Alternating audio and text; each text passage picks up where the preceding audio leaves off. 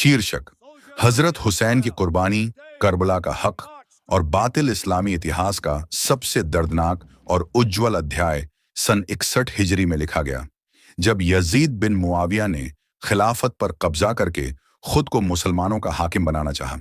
Yazid की हुकूमत जुल्म, फितना और फिस्क व फजूर पर आधारित थी। वह इस्लामी उसूलों से हटकर ताकत के बल पर हुकूमत करना चाहता था। जब यजीद ने हजरत इमाम हुसैन से बैत वफादारी की कसम का मुतालिबा किया तो आपने इनकार कर दिया। हजरत हुसैन ने फरमाया, मैं ऐसे शख्स की बैत नहीं कर सकता जो जुल्म, गुनाह और बातिल में मुबतला हो। आपने मदीना छोड़कर मक्का का रुख किया ताकि दीन की हिफाजत और इस्लाम की इस्लाह के लिए सही रास्ता अपनाया जा सके।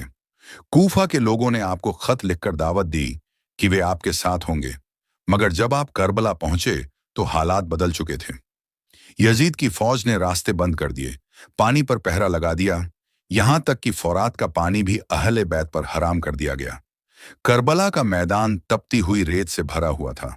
बच्चे प्यास से तड़पने लगे, औरतें बेचैन थीं, मगर हजरत हुसैन ने सब्र का दामन नहीं छोड़ा। आपका नन्हा बेटा अली असगर जब पानी मांगते हुए बाहों में तड़प रहा था तो दुश्मन के जालिम तीरंदाज ने उसे शहीद कर दिया। ये मंजर आसमान और जमीन को हिला देने वाला था, लेकिन इमाम हुसैन ने फरमाया, अल्लाह की रजा पर राजी हूं, यह कुर्बानी भी उसी के लिए है। आखिरकार 10 मुहर्रमुल हराम के दिन इमाम हुसैन और उनके जानिसार साथियों ने एक एक करके हक की खातिर अपनी जानें कुर्बान कर दी।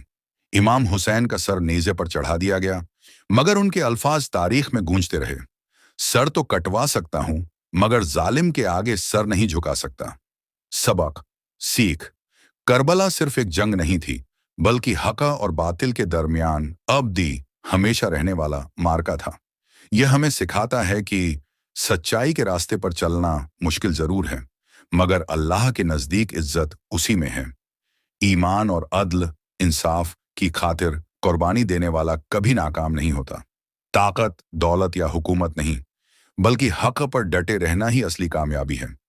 हजरत हुसैन की कुर्बानी कयामत तक आने वाली नस्लों को याद दिलाती रहेगी कि बातिल के मुकाबले में खामोश रहना भी जुल्म है।